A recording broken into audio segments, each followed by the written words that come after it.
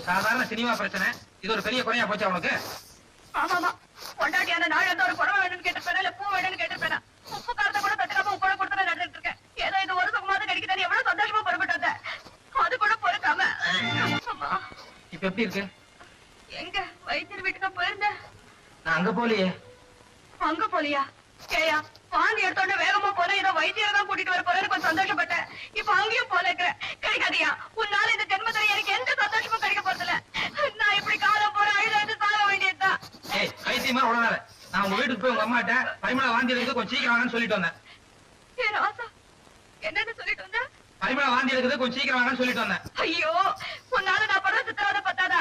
இப்ப ஊரு பூரா போய் மானத்தை வாங்கிட்டு வந்துட்டியா? என்னடி இது வம்பா இருக்கு? இப்ப நான் என்ன பண்ணேன்?